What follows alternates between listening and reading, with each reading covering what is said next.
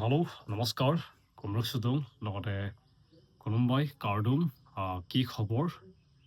মোৰ খবৰ ভালেই আপোনালোকৰ নিশ্চয় খবৰ ভালে আছে বুলি ভাবি লৈছোঁ আৰু আপোনালোকৰ খবৰ নিশ্চয়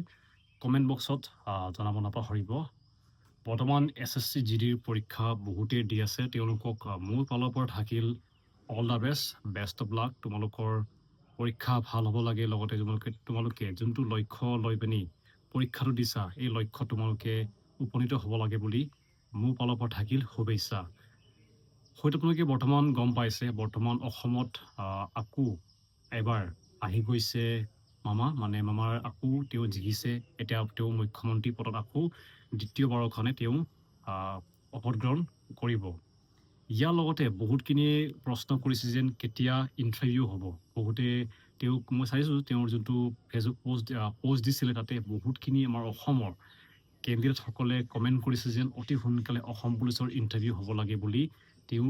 তেওঁক বহুতে কমেণ্ট কৰিছে মই নিজে কমেণ্টকেইটা পঢ়ি চাইছোঁ বহুতৰ তো মানে বহুতে এক্সাইটেড হৈ আছে লগতে হয়তো তেওঁ যোৱাকালি কৰিছিলে প্ৰেছ কনফাৰেঞ্চ সংবাদ মাধ্যমত তেওঁ কৈছে যেন যিমানখিনি তেওঁ প্ৰতিশ্ৰুতি দিছিলে সকলোখিনি তেওঁ হাতে কামে কাম কৰিব লগতে বৰ্তমান যোনটো 2 লাখ ভেকেঞ্চি কথা তেওঁ কৈছিল তাতে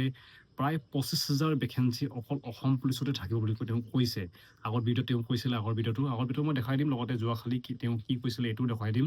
যোৱাকালি কৈছে যেন 2 লাখ ভেকেঞ্চিত অতি সোনকালে তেওঁলোকে চাকৰি দিয়া আৰম্ভ কৰিব আমি অপেক্ষা এইটো কাৰণে কৰি আছোঁ বৰ্তমান যিমানখিনি অসম পুলিচৰ কাৰণে অপেক্ষা কৰি আছে তেওঁলোকেও বৰ্তমান কেতিয়া ইণ্টাৰভিউ হ'ব এইটো ৰখি আছে আৰু এক্সাইটেড তেওঁলোকে ভাল পাৰফৰ্মেঞ্চ দেখাব আৰু আশা কৰোঁ যে তোমালোকৰ যোনটো ভাবিছা যোনটো নম্বৰ তোমালোকক লাগে বুলি ভাবি আছা এই নম্বৰটো পাব লাগে লগতে লাষ্টত শেষৰ মানে নেক্সট ইয়েৰ এই বছৰটো হোৱা চান্সটো বহুত কম লাগে মানে ৰিক্ৰুটমেণ্ট হ'লেও অতি সোনকালে ৰিজাল্টটো নিদিয়ে অলপ টাইম লাগে যিহেতু প্ৰচেছ অলপ লেণ্ডি হয় এতিয়াতো নাই ক'লে এতিয়াতো মে' মাহ আৰম্ভ হৈ গ'ল এইটো চলি আছে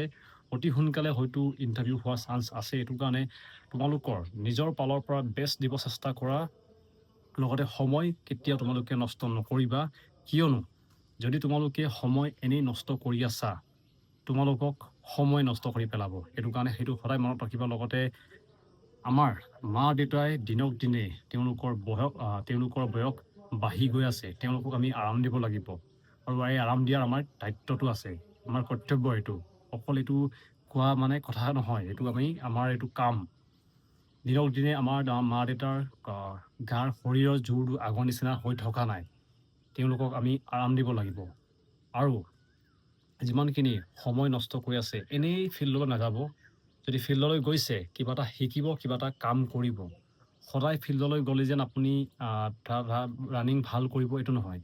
ফিল্ডত গৈ পিনি আপুনি কি কৰিছে এইটো বহুত ইম্পৰ্টেণ্ট হয় দিনটো আপোনালোকে 24 ঘণ্টা ফিল্ডত থকাৰ প্ৰয়োজন নাই যিমান টাইম আপুনি থাকিছে ইমানখিনি ভাল কাম কৰক যদি আপুনি দিনত 1 ঘণ্টাও ভাল প্ৰেক্টিছ কৰে 1 ঘণ্টাটো ইনাফ হৈ যায় দিনটো 24 ঘণ্টা ফিল্ডত থাকিলে যেন হয়তো হ'ব এইটো নহয় তো ইমানখিনি আছিলে এতিয়া CM ছাৰে কি কৈছে সকলোখিনি লগাই দিছোঁ তো আপোনালোকে ভিডিঅ'টো ভালকৈ চাব সব যি ইলেকশ্যন মিটিঙত কৈছে 2 লাখ চাকৰি হ'ব উচ্ছেদ চলিব সব যিমানখিনি কৈছোঁ কোনো কথা মিছ নহয় হা ৰাজীৱ ভৱনৰ লাইটখিনি জ্বলি আছে